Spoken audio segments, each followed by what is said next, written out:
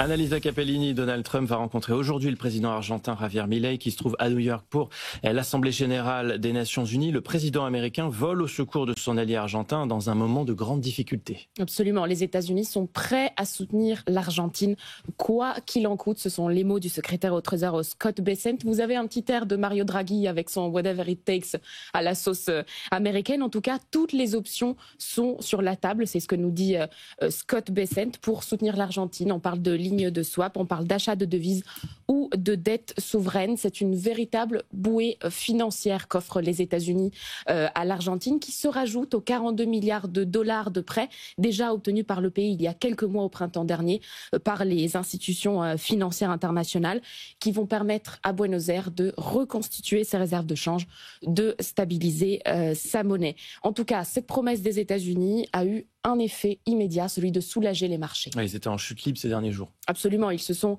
un peu calmés, mais les marchés argentins ont brutalement chuté au cours des dernières semaines. Tout d'abord, le cours des obligations argentines en dollars, et puis la devise nationale, le peso, qui lui aussi a plongé en obligeant la Banque centrale à dépenser 1 milliard de dollars en 3 jours pour le défendre. Il y a des turbulences fortes en ce moment en Argentine, avec Javier Milei qui est affaibli par un scandale de corruption au sein de son camp, et puis par une défaite électorale très lourde dans des élections locales à Buenos Aires. C'est une défaite qui met un coup d'arrêt au plan de Milei pour remodeler l'économie argentine.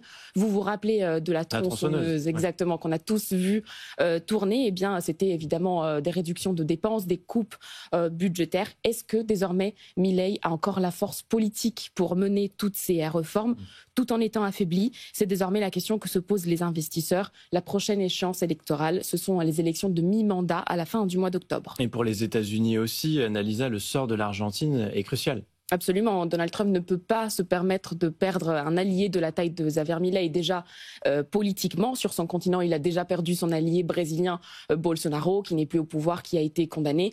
Il ne peut pas se permettre un échec de Milei, qui appartient à toute cette galaxie de dirigeants trumpistes. Et puis, du point de vue économique, toujours Scott Bessent qui dit que l'Argentine est un allié systémique. C'est un géant agricole qui fournit aussi aux États-Unis beaucoup de pétrole brut. En tout cas, c'est dans l'intérêt des États-Unis d'en assurer la stabilité. Le monde qui bouge, à retrouver en replay en podcast sur l'application de BFM Business. Merci beaucoup, Annalisa.